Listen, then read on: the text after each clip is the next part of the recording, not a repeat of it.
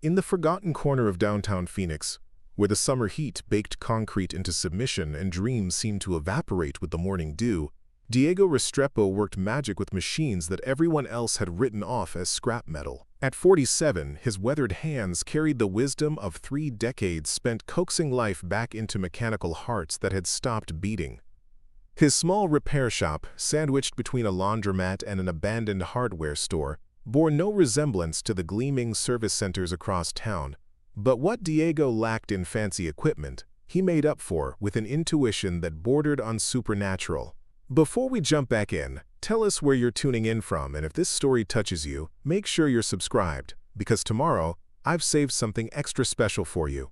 The day that would change everything started like any other, with Diego arriving before sunrise to find a small figure huddled against his shop's security gate. As he approached, the motion sensor light revealed a girl of perhaps 12, her dark hair falling in waves around a face marked by determination that seemed far too mature for her age.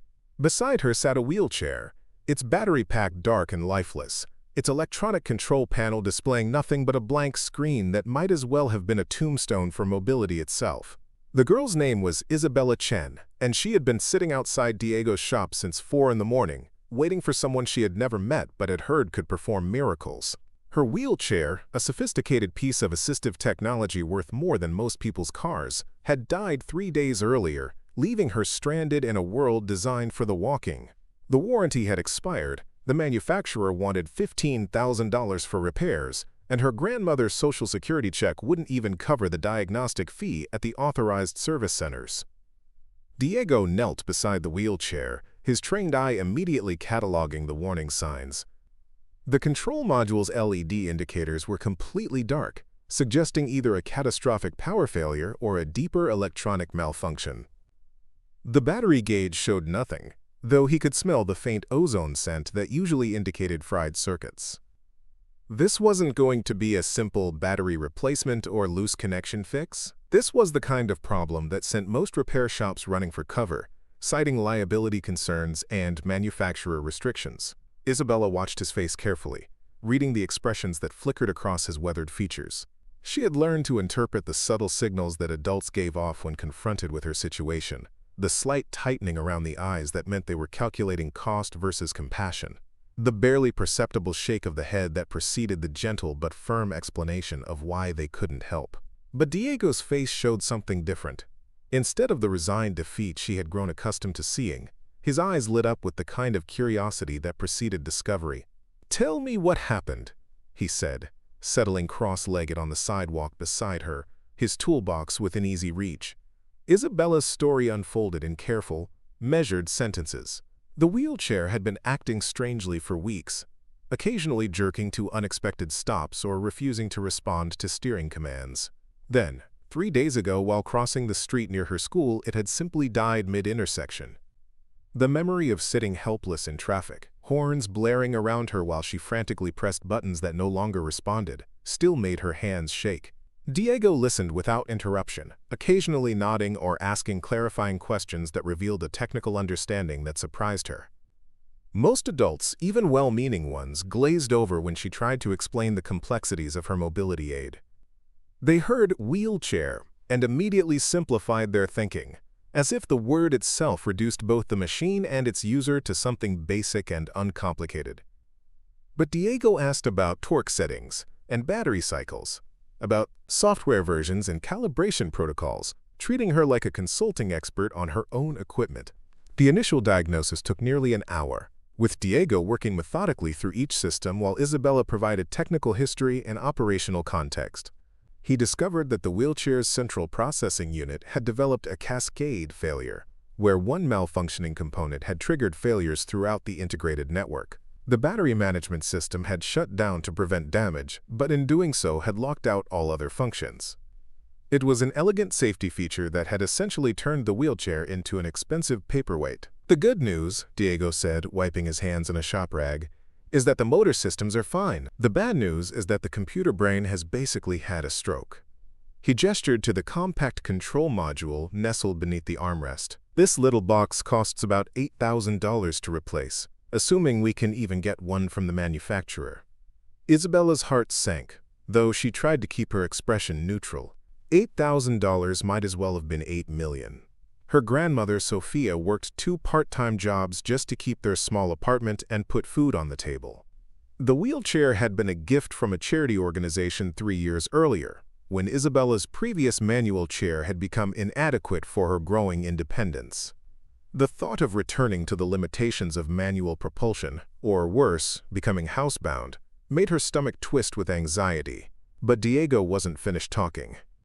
"However," he continued, his voice taking on the tone of someone approaching an interesting puzzle, "I've been working on electronic systems for a long time. Car computers, industrial controllers, even some medical equipment. The principles are similar, even if the applications are different." He tapped the defunct control module thoughtfully. "Give me a few days and let me see what I can figure out." The offer caught Isabella off guard. In her experience, adults made promises they couldn't keep, especially when those promises involved time, effort, and expertise they couldn't afford to give away. "We can't pay you," she said quietly, her practical nature overriding her hope. "At least, not much. Maybe $50. Diego smiled, and the expression transformed his entire face. "Tell you what. You help me understand how this system is supposed to work. Be my technical consultant, and we'll call it even. I've never worked on one of these before, and I could use an expert advisor." The next 3 days passed in a blur of technical exploration and mutual education. Isabella arrived each morning before school and returned each afternoon to find Diego hunched over various components, his workspace gradually expanding to encompass multiple workbenches as he reverse-engineered the wheelchair's complex systems. He approached the problem with the methodical persistence of someone accustomed to solving puzzles that had defeated others, while Isabella provided insights that only came from living with the technology daily. Diego's shop, which had seemed cramped and cluttered at first glance, revealed itself to be a carefully organized laboratory of mechanical resurrection. Tools that appeared random were actually arranged according to a logic born of decades of experience. Diagnostic equipment that looked obsolete still functioned with precision that newer devices couldn't match. And scattered throughout the workspace were examples of Diego's previous successes. A vintage motorcycle that had been declared unrepairable, an industrial robot arm rescued from a factory closure, a classic car's electronic system that had baffled specialists at dealerships across the state. Isabella found herself fascinated by more than just her wheelchair's repair. Diego worked with an economy of movement that spoke of deep expertise, his hands seeming to know exactly which tool to reach for before his mind had fully processed the problem. He explained his reasoning as he worked, not talking down to her, but preparing and narrating this story took us a lot of time, so if you are enjoying it, subscribe to our channel. It means a lot to us. Now, back to the story, sharing his thought process as if she were a valued colleague. When he encountered systems he didn't immediately understand, he researched them with the thoroughness of a scientist, pulling up technical manuals and schematics that he studied with intense concentration. On the second day, Diego discovered that the wheelchair's control module was built around a microprocessor architecture, similar to systems he had worked with in automotive applications. The realization sparked a new approach to the problem. Instead of trying to repair the damaged original controller, he began designing a replacement system using components he could source from multiple suppliers. The new controller would need to interface with the existing motor systems, battery management hardware, and user input devices, but it would be built with more robust components and fewer single points of failure. Isabella watched in amazement as Diego transformed from mechanic to engineer, sketching circuit diagrams with the same confidence he displayed when diagnosing engine problems. His workspace filled with breadboards and prototype circuits, oscilloscopes displaying electronic heartbeats, and multiple versions of increasingly sophisticated control systems. Each iteration incorporated lessons learned from the previous attempt, bringing them closer to a solution that would not only restore her mobility but actually improve upon the original design. The breakthrough came on the third afternoon, when Diego successfully interfaced his custom controller with the wheelchair's drive system. The first test was tentative, with Isabella remaining safely clear while Diego used a remote control setup to verify basic functionality. The wheelchair responded smoothly to commands, its movements precise and controlled. But the real test would be integration with the user interface and safety systems that protected both the chair and its occupant. As Diego fine-tuned the programming, Isabella found herself thinking about the implications of what she was witnessing. This wasn't just a repair job. It was innovation born from necessity and compassion. Diego had taken a problem that had stumped engineers with advanced degrees and specialized training, and solved it using ingenuity, determination, and a deep understanding of how things worked at their most fundamental level. The solution he had created was actually more reliable than the original system, with built-in redundancies and diagnostic capabilities that exceeded manufacturer specifications. The final integration took place on Thursday evening, with Diego working by lamplight while Isabella provided guidance on the subtleties of wheelchair operation. Each system had to be calibrated to her specific needs and preferences. Acceleration curves that felt natural, turning responsiveness that matched her expectations, and safety protocols that would protect her without being overly restrictive. The process required patience and multiple iterations, but gradually the wheelchair began to feel like an extension of Isabella's own body again. When the last test was complete and every system had been verified, Diego sat back in his chair with the satisfied expression of someone who had just solved a particularly challenging puzzle. Isabella, meanwhile, couldn't quite believe that her mobility had been restored by someone who had never worked on wheelchair technology before. The chair responded better than it ever had, its movements smoother and more predictable than even when it was new. "There's one more thing," Diego said, pulling up a diagnostic screen on his laptop. "I've built in some monitoring capabilities that the original system didn't have. The new controller can predict potential problems before they cause failures, and it logs performance data that could be useful for future maintenance." He showed her graphs displaying battery efficiency, motor performance, and system temperatures over time. "Think of it as a health monitoring system for your chair." Isabella ran her fingers over the new control interface, marveling at how responsive it felt. The joystick movements translated into motion with precision that seemed almost telepathic. The display screen showed more information than the original system had provided, including predictive maintenance alerts and performance optimization suggestions. It was technology that belonged in a research laboratory, not a small repair shop in a forgotten corner of Phoenix. As they prepared to close the shop for the evening, Diego handed Isabella a small device that looked like a simplified smartphone. "This is a backup controller," he explained. "If anything ever goes wrong with the main system, you can plug this in and it'll provide basic functionality until you can get back here for repairs." The device represented hours of additional work that Diego had completed without being asked, insurance against the kind of catastrophic failure that had brought Isabella to his door in the first place. Walking home that evening, Isabella felt a combination of gratitude and confusion that she couldn't quite sort out. Diego had spent 3 days solving a problem that had stumped specialists, had created technology that exceeded manufacturer specifications, and had refused payment beyond the symbolic $50 she had insisted on leaving. The experience challenged her understanding of how the world worked, particularly the assumption that expertise always came with a price tag that people like her couldn't afford. But there was something else nagging at her consciousness, a detail that didn't quite fit with the narrative of a simple repair job completed by a generous mechanic. During their 3 days working together, she had noticed Diego asking questions that seemed to go beyond mechanical curiosity. He had inquired about her school, her academic interests, and her long-term goals with a specificity that suggested more than casual conversation. And there had been moments when she caught him looking at her with an expression that seemed almost protective, as if she reminded him of someone important. Friday morning brought an unexpected visitor to Diego's shop. Dr. Amanda Wright arrived in a vehicle that looked distinctly out of place in the neighborhood. A pristine white SUV with government plates and an interior that contained more electronic equipment than most people's home offices. She was a woman in her early 50s, dressed in the kind of practical clothing that suggested someone who spent time in laboratories rather than boardrooms, and she carried herself with the quiet confidence of someone accustomed to being the smartest person in the room. Diego was adjusting the idle on a temperamental carburetor when Dr. Wright knocked on his doorframe. Her presence immediately commanded attention, not because of any dramatic entrance, but because she radiated the kind of focused intelligence that made everything around her seem more significant.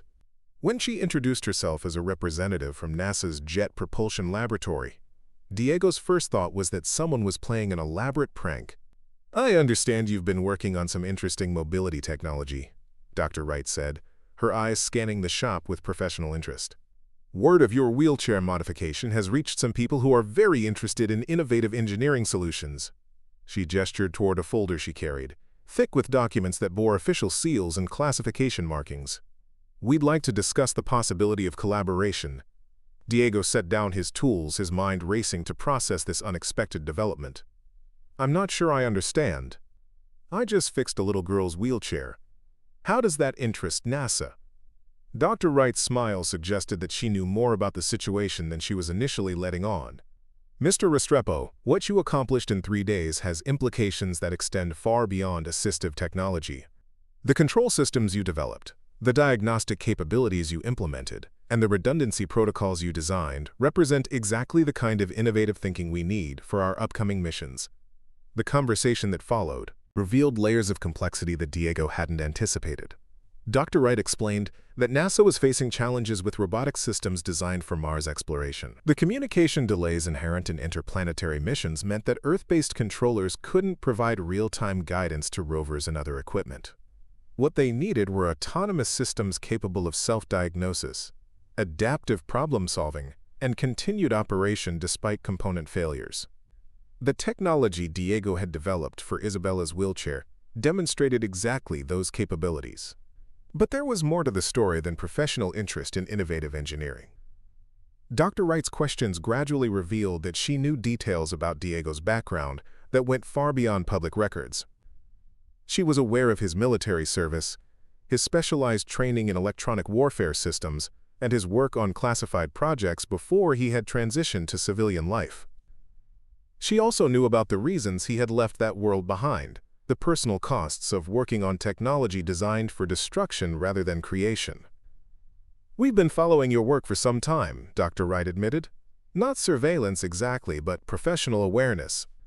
When someone with your background and capabilities chooses to use their skills for helping people rather than military applications, it gets noticed by those of us who value that perspective." She opened her folder, revealing technical specifications and mission parameters that were clearly not intended for public consumption.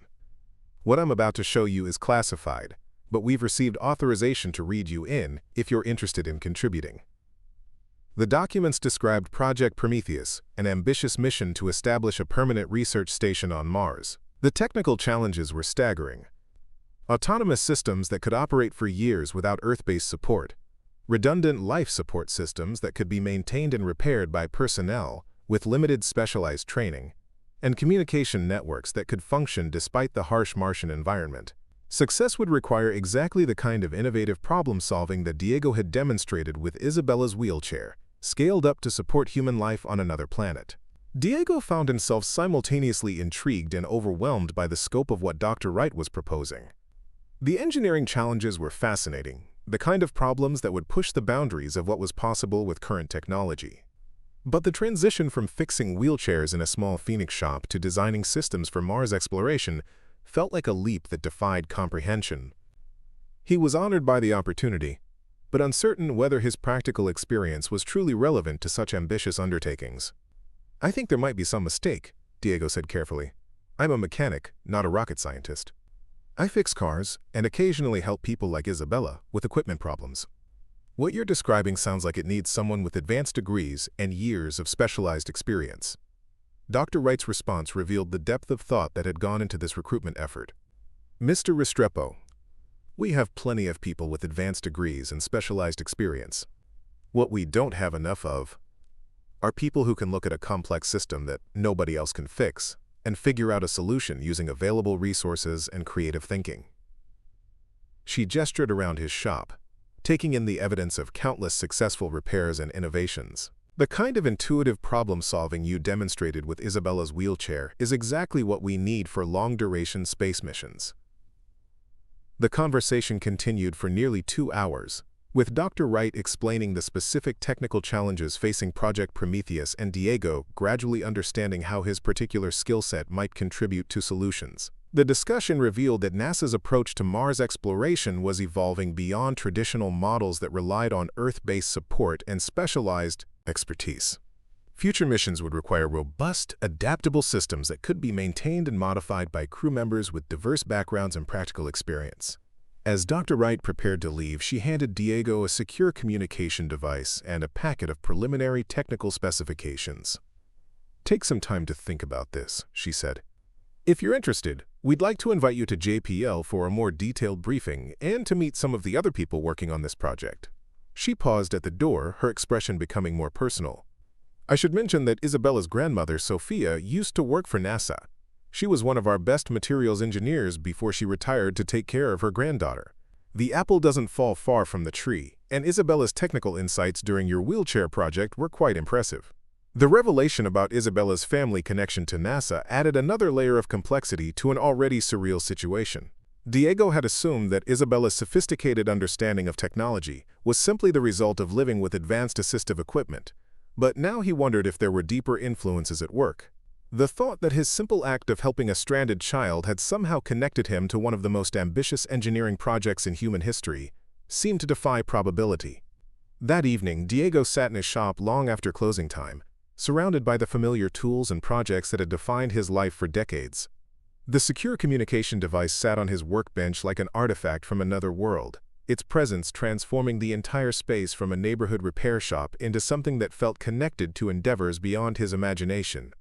The technical specifications Dr. Wright had left painted pictures of challenges that were simultaneously terrifying and exhilarating, problems that would require every skill he had developed and capabilities he hadn't yet discovered. The decision facing him wasn't simply about career opportunities or professional advancement. It was about the fundamental question of what to do with expertise that had been developed through years of practical experience. Diego had spent his adult life fixing things that other people had given up on, finding solutions to problems that seemed impossible, and creating functionality from systems that had failed. The prospect of applying those skills to humanity's expansion into space was both humbling and inspiring. But there were also practical considerations that couldn't be ignored. His shop represented not just his livelihood, but his connection to a community that depended on his services. People like Isabella, who needed someone willing to tackle problems that fell outside normal business models, would have fewer options if he disappeared into the world of government contracts and classified projects.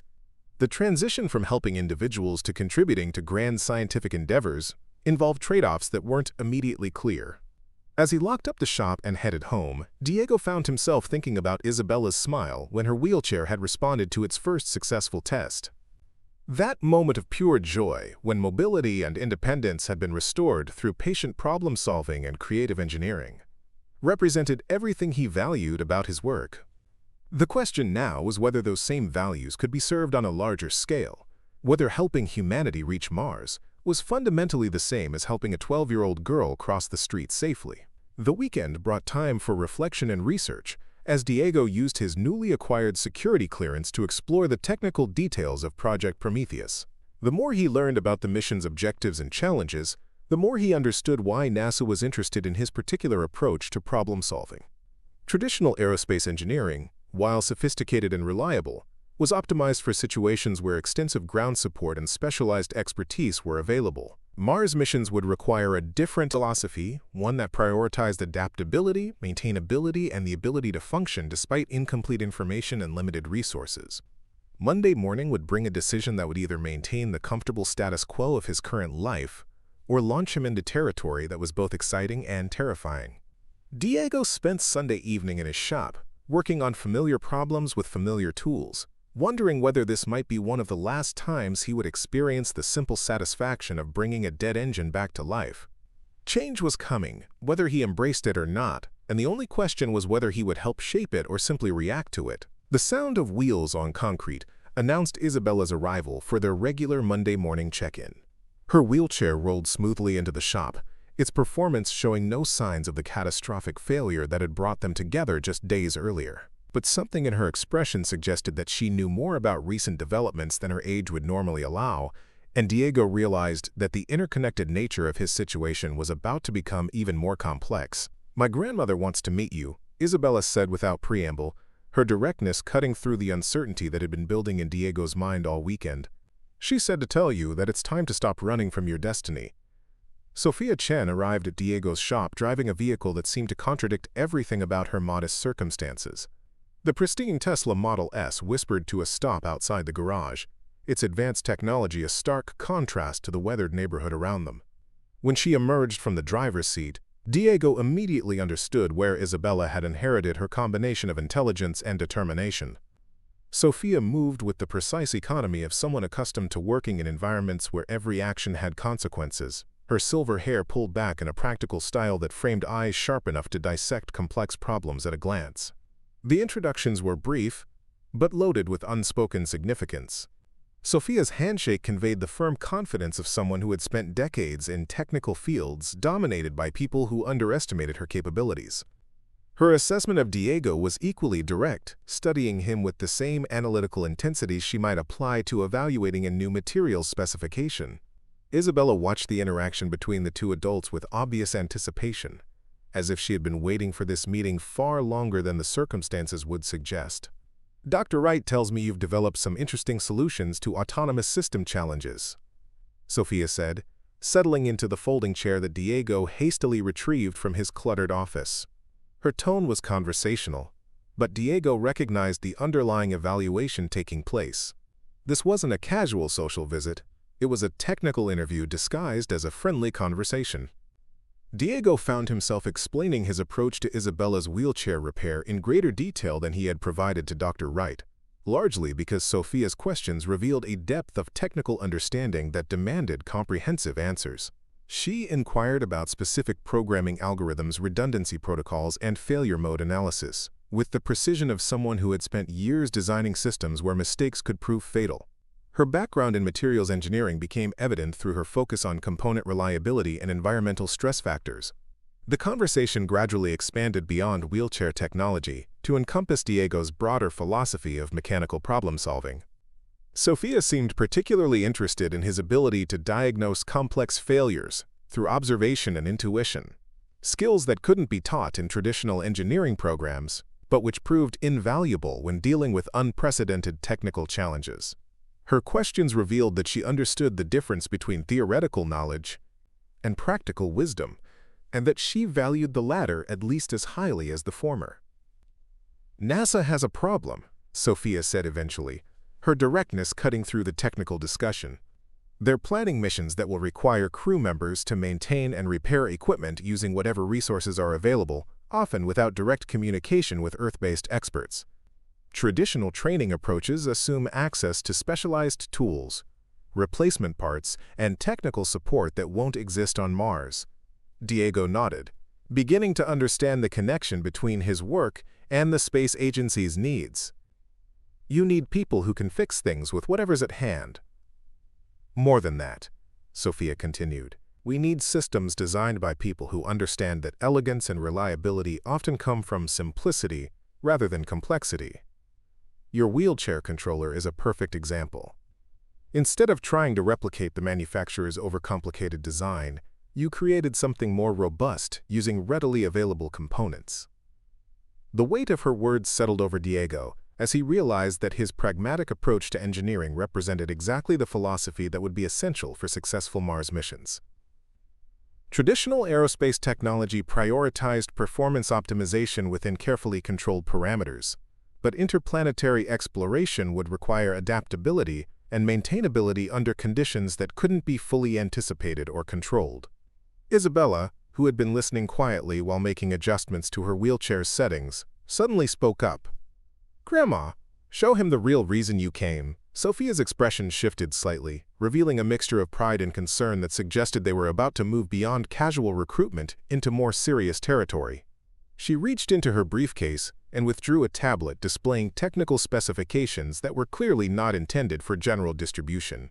The documents bore classification markings and security protocols that Diego recognized from his military service.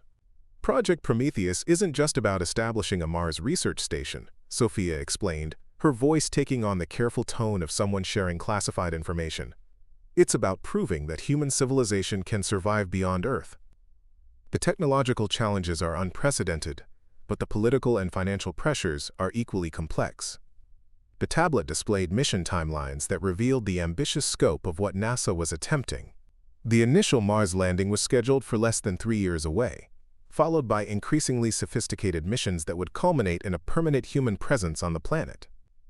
The technical requirements were staggering: life support systems that could operate autonomously for years, communication networks capable of functioning despite interplanetary distances, and manufacturing capabilities that could produce essential components using Martian resources. But the documents also revealed significant opposition to the project within government and industry circles. Budget constraints, political considerations, and competing priorities threatened to derail the mission before it could demonstrate its potential.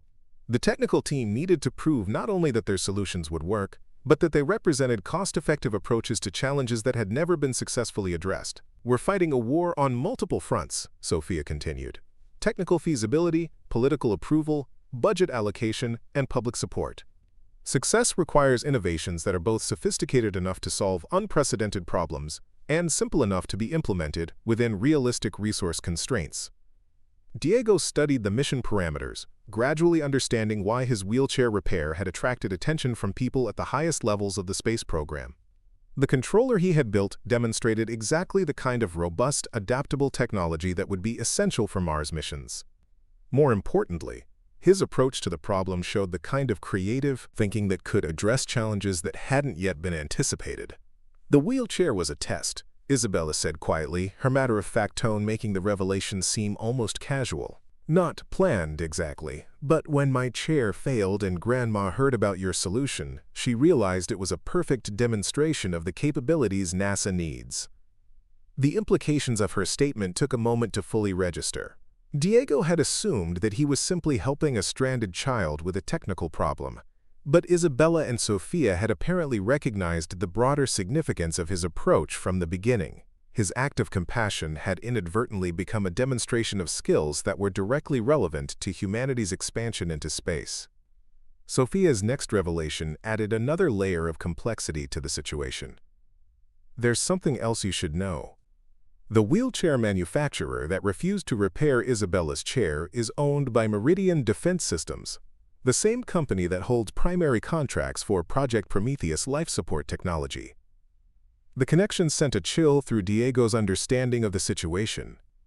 Meridian Defense Systems was a massive corporation with tentacles throughout the aerospace and defense industries. Their refusal to repair Isabella's wheelchair hadn't been a simple business decision. It had been part of a larger pattern of controlling access to critical technologies through proprietary restrictions and artificial scarcity.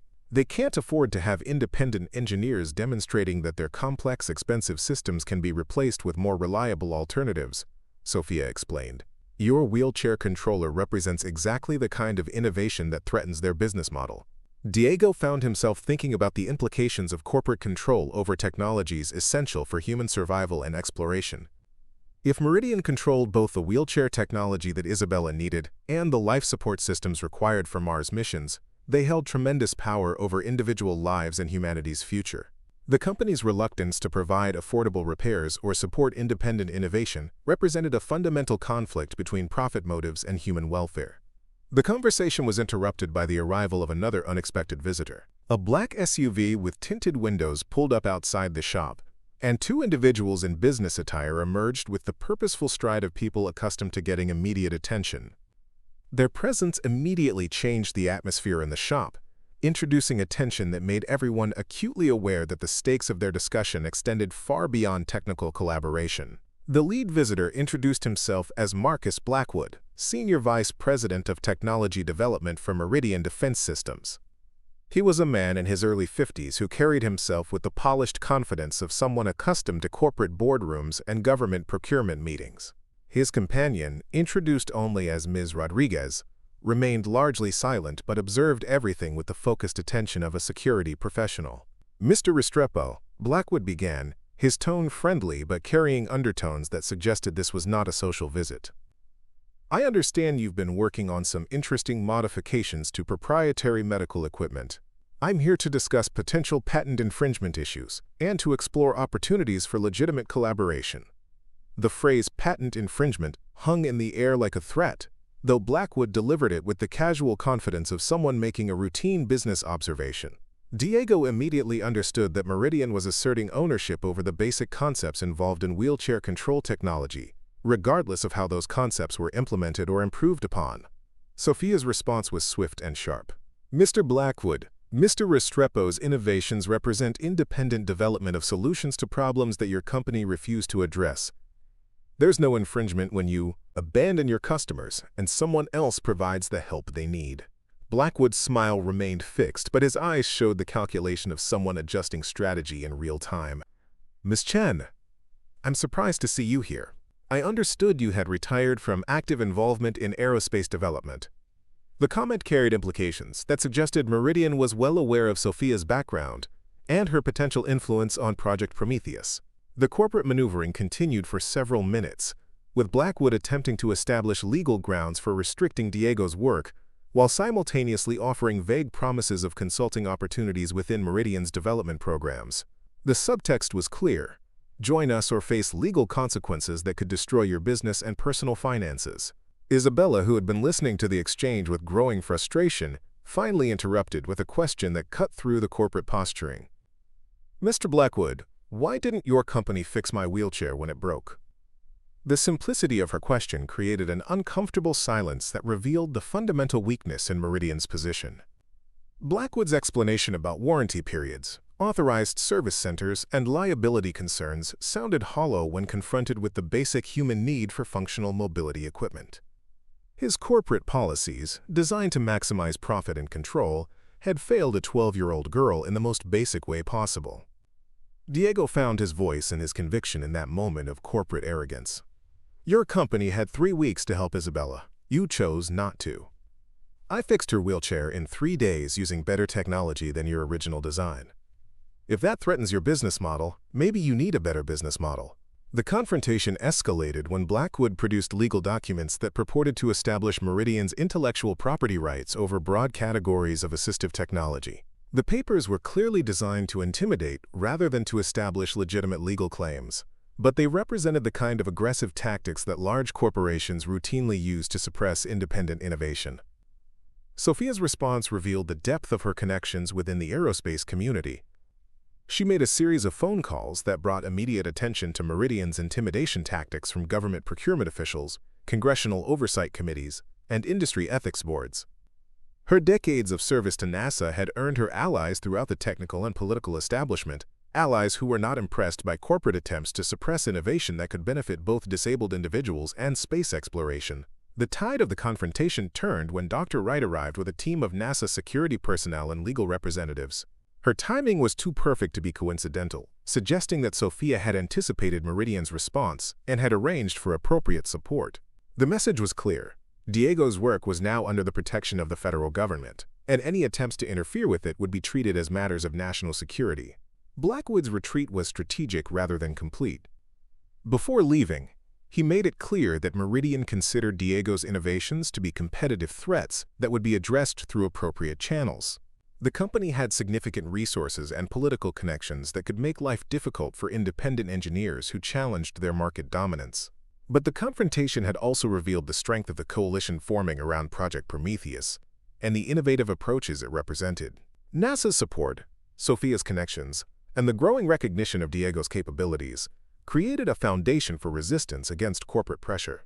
The battle lines were being drawn between those who believed in open innovation and those who sought to control access to essential technologies. Dr. Wright's briefing following Meridian's departure provided context for the corporate pressure they were facing. Project Prometheus represented a fundamental shift in NASA's approach to space exploration, moving away from reliance on traditional defense contractors toward more agile and innovative development partnerships. This transition threatened established relationships and revenue streams that companies like Meridian had enjoyed for decades. They're not just protecting their wheelchair business, Dr. Wright explained. They're fighting to maintain control over the entire ecosystem of technologies that will determine humanity's future in space. Your wheelchair controller demonstrates that their supposedly sophisticated systems can be replaced with more reliable and affordable alternatives. The implications extended beyond individual companies or missions to encompass fundamental questions about how humanity would approach the challenges of becoming a spacefaring civilization. Would critical technologies be controlled by a few powerful corporations focused on profit maximization? Or would they be developed through open collaboration aimed at solving real problems for real people? Diego found himself at the center of this larger struggle, his simple act of helping Isabella having connected him to forces and interests that operated on a global scale. The wheelchair repair that had begun as an expression of compassion had become a demonstration of the kind of innovative thinking that could determine whether humanity successfully expanded beyond Earth. The day's events had transformed his understanding of his own situation and capabilities. He was no longer just a neighborhood mechanic with useful skills. He was a symbol of independent innovation in a field dominated by corporate interests. The choice facing him wasn't simply about career opportunities, but about the kind of future he wanted to help create. Isabella's perspective on the situation was characteristically direct. "They're scared," she said, adjusting her wheelchair's settings with the confidence of someone who understood both the technology and its implications. "Their expensive systems don't work as well as what you built in 3 days, and they know it." Sophia nodded agreement, her expression mixing pride in Diego's accomplishments with concern about the forces they were confronting. Innovation has always threatened established interests. The question is whether we have the courage to pursue better solutions despite the opposition. Dr. Wright outlined the immediate steps that would be necessary if Diego chose to join Project Prometheus. Security clearance procedures, technical briefings, and integration with existing development teams would require significant time and commitment. But more importantly, participation would mean accepting the responsibility of contributing to efforts that could determine humanity's survival as a species. The technical challenges were fascinating.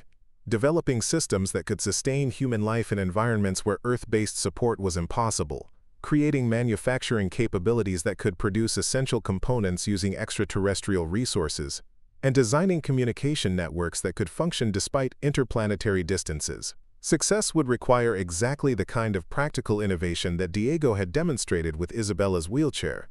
But the human challenges were equally complex. Team dynamics, political pressures, and corporate opposition would test more than technical capabilities. The work would require collaboration with individuals from diverse backgrounds and disciplines, many of whom might not initially appreciate the value of practical experience over formal credentials. Evening approached, with decisions still pending and tensions unresolved. Diego's shop, which had been a quiet refuge that morning, had become the focal point of struggles that encompassed everything from individual mobility rights to humanity's expansion into space. The familiar tools and projects that surrounded him seemed both comforting and insufficient for the challenges that lay ahead. Sophia and Isabella prepared to leave as the sun set, but their departure felt temporary rather than final. The connections that had been forged through the wheelchair repair had created bonds that extended far beyond a simple customer relationship. They had become allies in a cause that none of them had initially recognized but which now seemed central to their shared values. "Think about it tonight," Sophia said as they gathered their belongings. "But remember that some opportunities only come once in a lifetime, and some fights are worth having regardless of the personal cost." Isabella's parting comment was simpler but equally profound. "Thank you for fixing my chair, and thank you for showing everyone that there are better ways to solve problems." Alone in his shop after they left, Diego found himself surrounded by evidence of a life spent solving other people's problems with creativity and determination. The wheelchair controller sat on his workbench, its elegant simplicity a testament to the power of approaching complex challenges with fresh perspectives and practical experience. The device represented more than a successful repair. It was proof that innovation could emerge from compassion and that the best solutions often came from understanding real human needs. The secure communication device Dr. Wright had provided blinked with incoming messages that would determine his immediate future. Technical briefings, security protocols, and mission parameters awaited his review and response. The choice between maintaining his current life and embracing an uncertain but potentially transformative future couldn't be delayed much longer. Diego spent the evening reviewing Project Prometheus materials, gradually understanding the scope and significance of what NASA was attempting. The mission represented humanity's first serious attempt to establish a permanent presence beyond Earth, with implications that extended far beyond scientific exploration. Success would demonstrate that human civilization could survive and thrive despite planetary disasters, resource constraints, or other existential threats. The technical requirements were staggering but achievable with the right combination of innovation and determination. Life support systems needed to operate autonomously for years while maintaining reliability standards that exceeded anything previously attempted. Manufacturing capabilities had to produce essential components using Martian resources and equipment that could be maintained by crew members with diverse technical backgrounds. Communication networks required functionality despite signal delays that made real-time Earth-based support impossible. But perhaps most importantly, the entire enterprise needed to demonstrate cost-effectiveness and practical benefits that would justify continued investment and political support.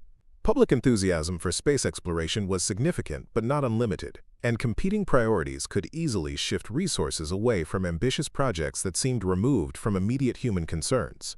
Diego's potential contributions extended beyond specific technical solutions to encompass fundamental approaches to problem-solving that would be essential for mission success.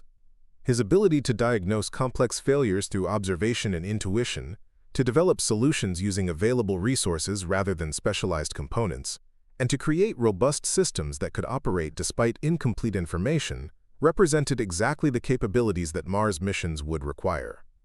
The wheelchair controller had demonstrated these capabilities in a context that everyone could understand and appreciate.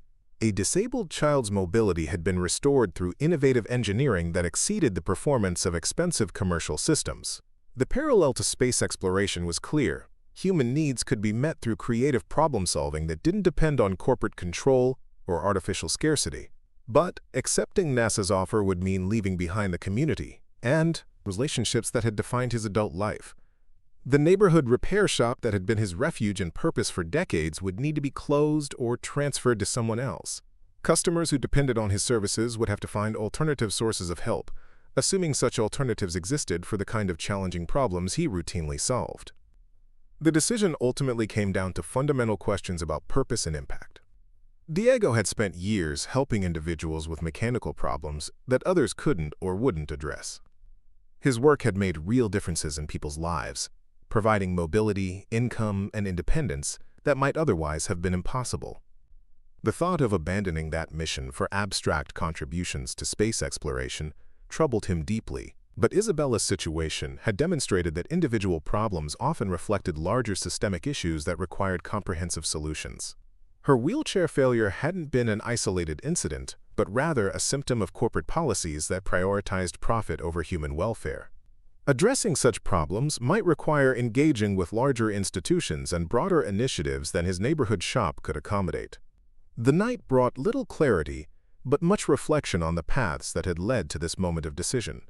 Diego's military service had provided technical training and exposure to advanced systems, but it had also shown him the human costs of technology designed for destruction rather than creation. His transition to civilian life had been motivated by a desire to use his skills for helping rather than harming, a goal that his repair shop had fulfilled for many years.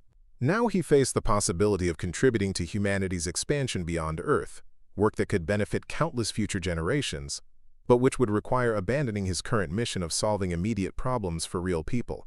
The choice wasn't between good and evil, but between different approaches to making positive contributions to the world. Morning would bring the need for decisions that couldn't be postponed further. NASA's timeline didn't allow for extended deliberation, and Meridian's opposition meant that neutrality was no longer a viable option. Diego would have to choose sides in a struggle that would determine not only his own future, but potentially the direction of human technological development. The familiar sounds of his neighborhood awakening provided a comforting backdrop for his contemplation. Delivery trucks rumbling past, children walking to school, adults beginning their daily routines represented the ordinary human activities that gave meaning to all technological advancement. Whether his contributions took the form of fixing individual mechanical problems or helping humanity reach Mars, the ultimate goal remained the same: using knowledge and skills to improve human life and expand human possibilities. As he prepared to open his shop for what might be one of the last times, Diego reflected on the unexpected ways that life could change direction. A disabled child's request for help had connected him to some of the most ambitious endeavors in human history. The simple act of fixing a wheelchair had demonstrated capabilities that were directly relevant to humanity's survival as a species. The day ahead would bring final conversations, ultimate decisions, and the beginning of whatever path he chose to follow. But regardless of those choices, the past week had already proven that compassion and innovation were more powerful forces than corporate control or artificial limitations. Sometimes the most important changes began with the smallest acts of kindness.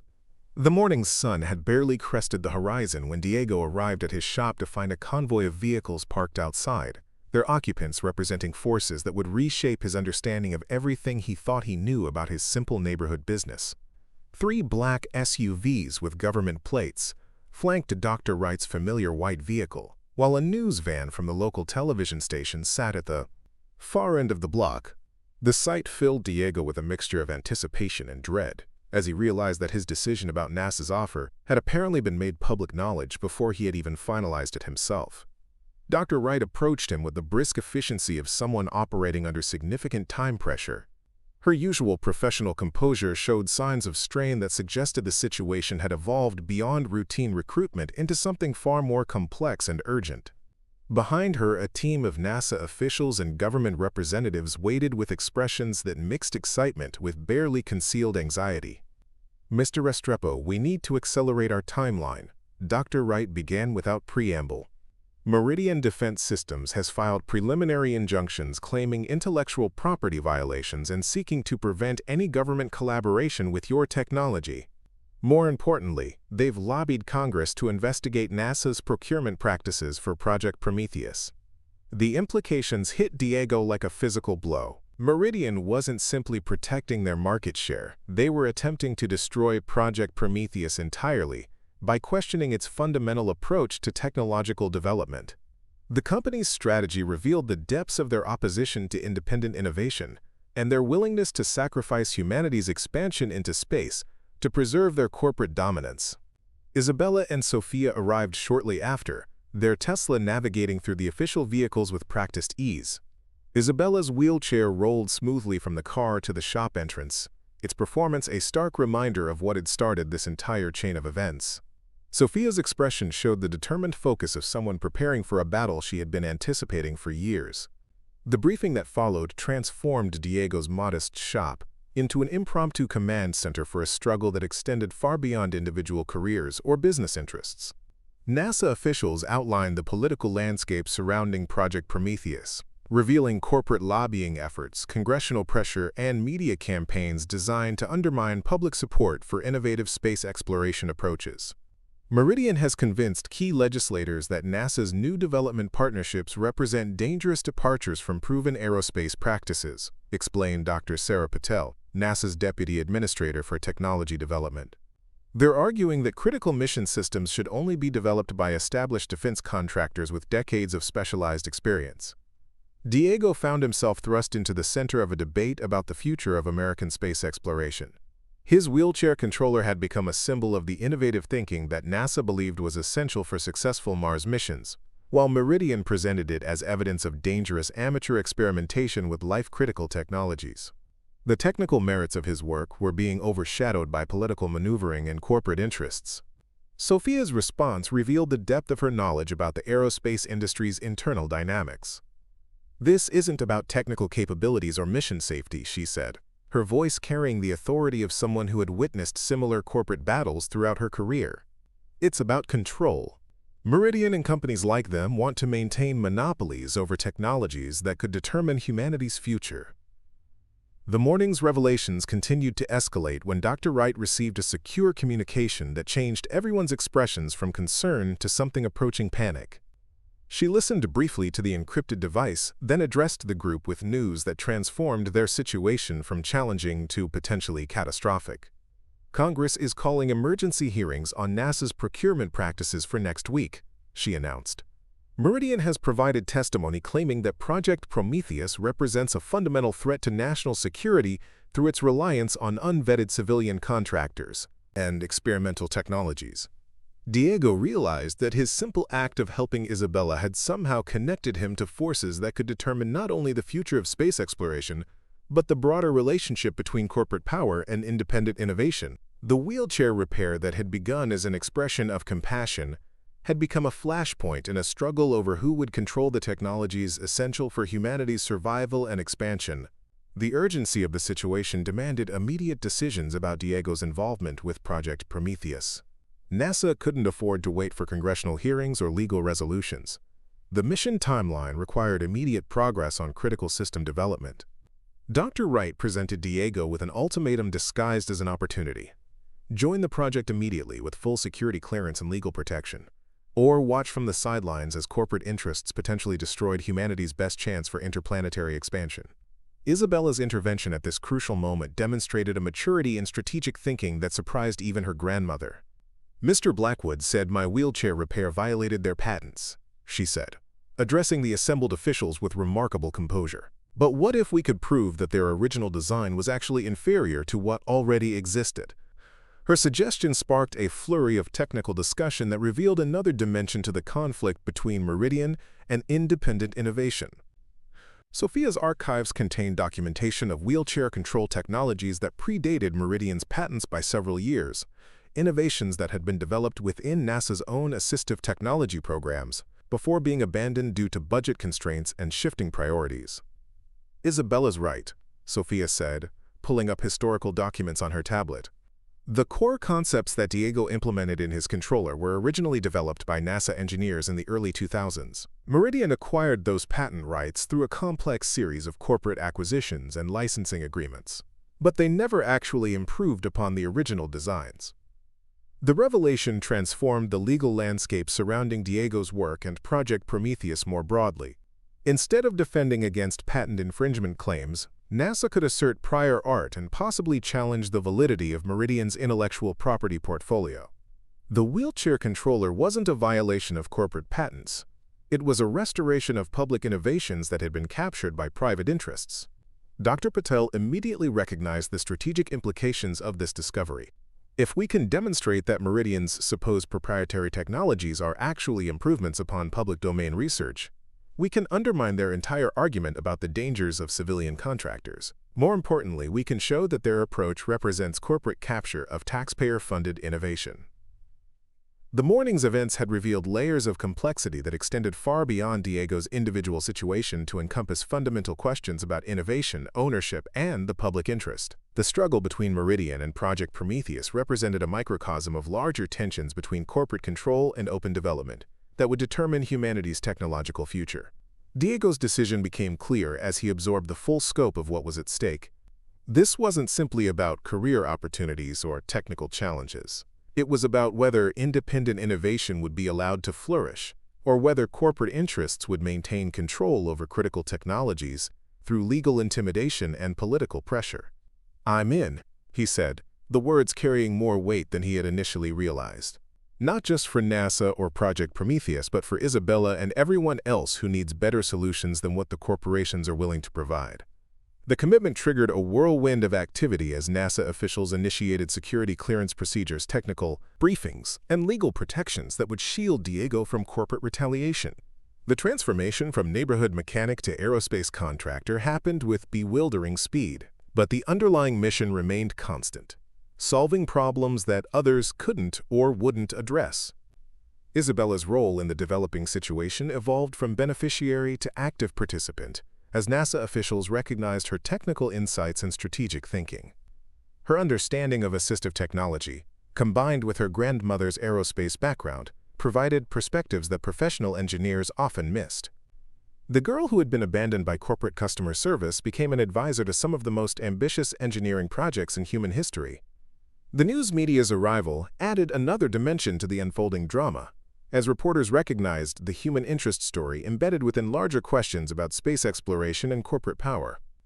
Isabella's situation provided a compelling narrative that made abstract policy debates concrete and personal.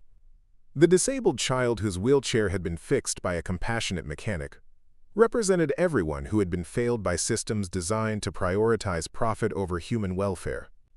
Dr. Wright managed the media attention with the skill of someone accustomed to translating complex technical concepts into accessible public communication. She positioned Diego's wheelchair controller as a demonstration of American innovation and problem-solving capabilities, contrasting the rapid development of effective solutions with corporate bureaucracy and artificial scarcity. This represents exactly the kind of innovative thinking that will make America's Mars mission successful, she told the assembled reporters. While some companies focus on protecting market share through legal maneuvering, engineers like Mr. Restrepo are developing the practical solutions that will determine whether humanity successfully expands beyond Earth.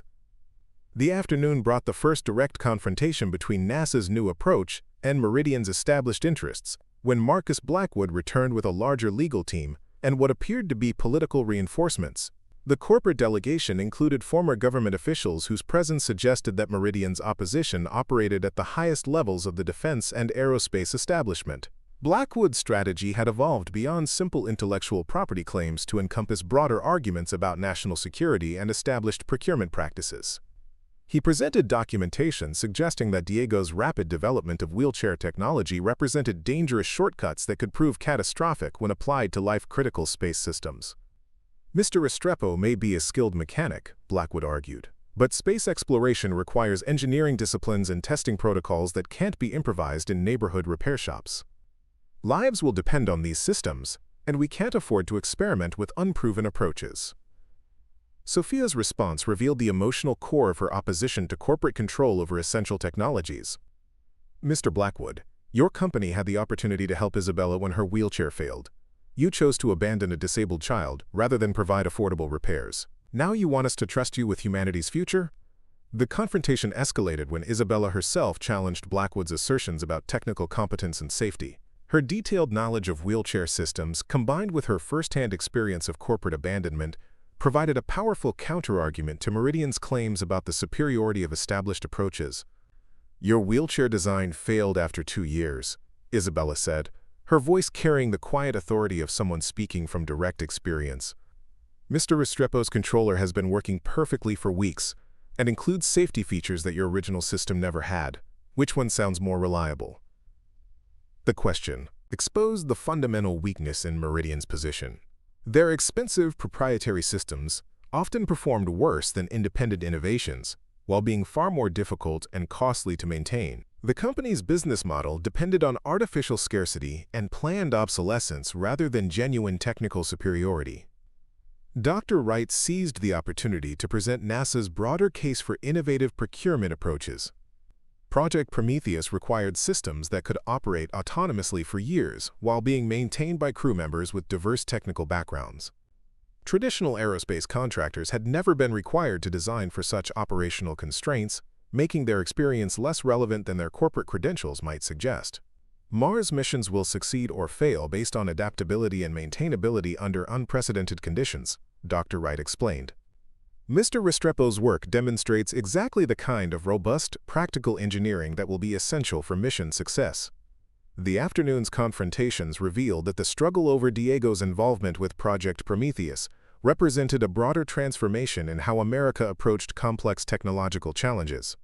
Traditional models that relied on established defense contractors and proprietary technologies were being challenged by more agile approaches that prioritized performance over pedigree. Congressional pressure intensified throughout the day as Meridian's lobbying efforts began to show results. Several key legislators announced their intention to investigate NASA's procurement practices, citing concerns about national security and fiscal responsibility. The political opposition threatened to delay or derail Project Prometheus before its technical merits could be demonstrated.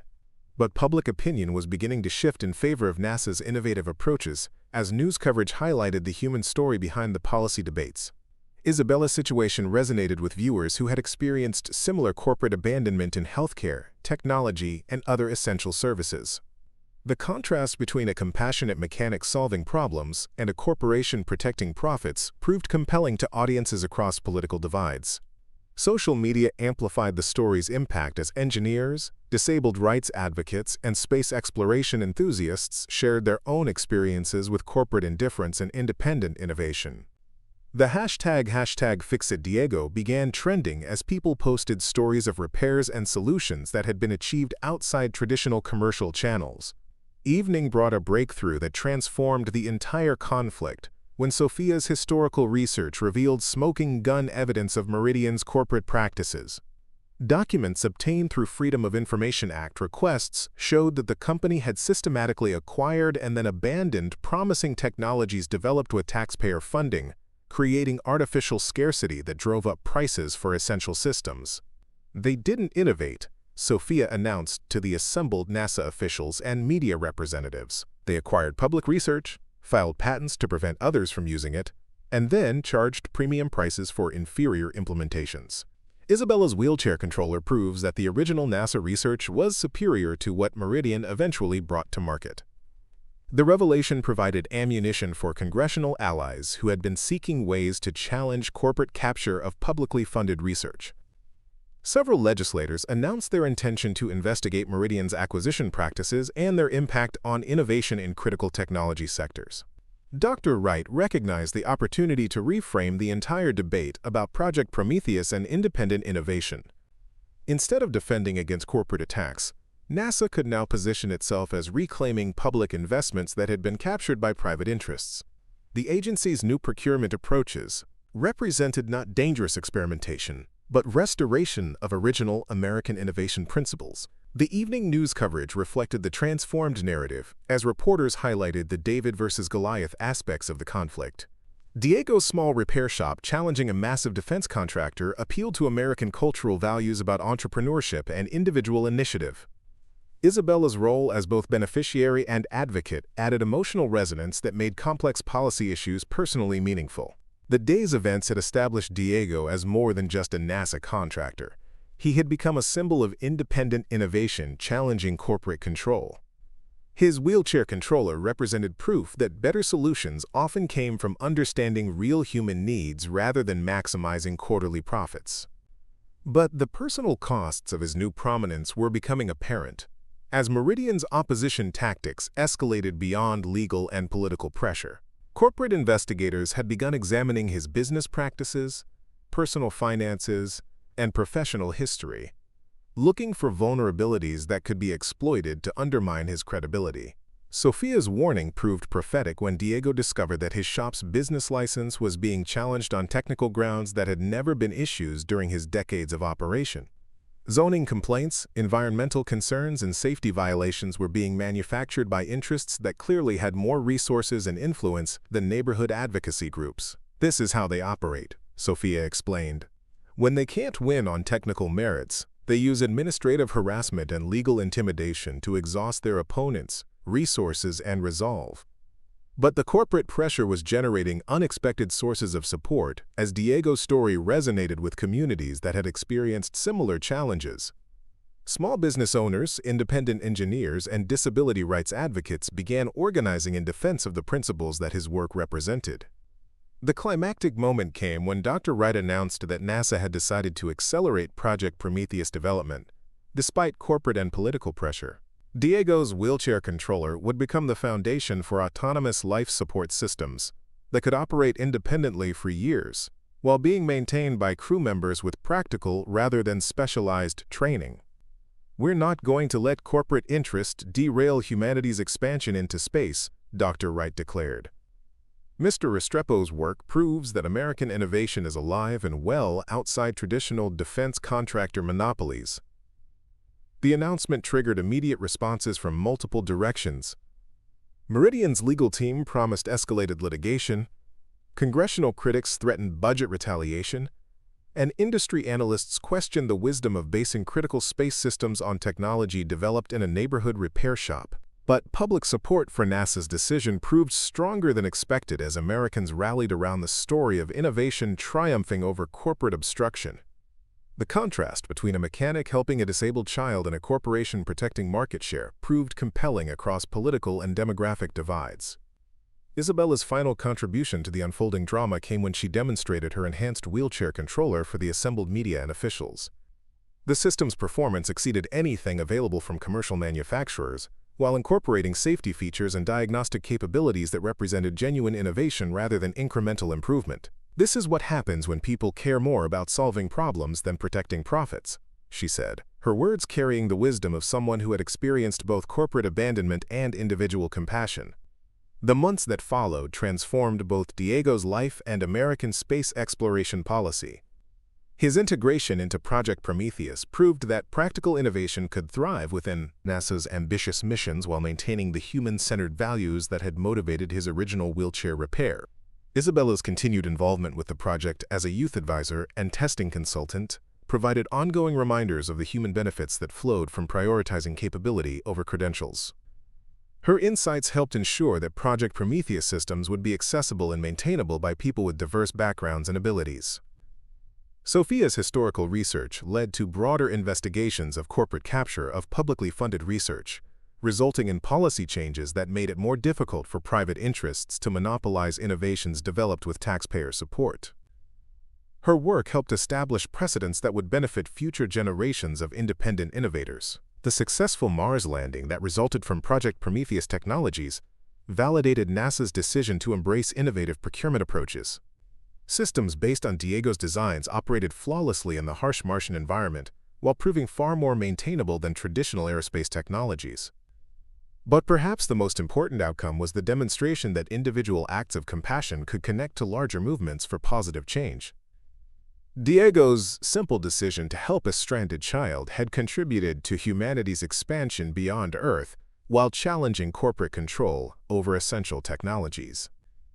Years later, as permanent Mars colonies relied on systems derived from his wheelchair controller innovations, Diego reflected on the unexpected ways that life could change direction. His small repair shop had closed, but its spirit lived on in space systems that prioritized human welfare over corporate profits. Isabella, now studying aerospace engineering with full NASA scholarship support, carried forward the principles that had brought them together. Her work focused on ensuring that space exploration remained accessible to people of all backgrounds and abilities, preventing the kind of exclusivity that had initially denied her basic mobility. The story became part of NASA's institutional culture, as new generations of engineers learned about the importance of understanding real human needs rather than abstract technical requirements. The wheelchair controller that had started everything was preserved in the Smithsonian as a symbol of American innovation and the power of individual initiative to transform entire industries. Diego's legacy extended far beyond space exploration to encompass broader principles about innovation, compassion, and the responsibility of technical expertise to serve human welfare. His example inspired countless others to pursue solutions that prioritized people over profits, capabilities over credentials, and practical results over corporate convenience. The neighborhood where his shop had operated became a destination for engineers and innovators seeking to understand how transformative technologies could emerge from unlikely places. Plaques and memorials celebrated not just his technical achievements, but the values that had motivated his work from the beginning. In the end, the story proved that the most important changes often began with the smallest acts of kindness. A disabled child's request for help had connected to humanity's greatest adventures, demonstrating that compassion and innovation were not separate forces but expressions of the same fundamental commitment to making life better for everyone. Up next, you've got two more standout stories right on your screen. If this one hit the mark, you won't want to pass these up. Just click and check them out.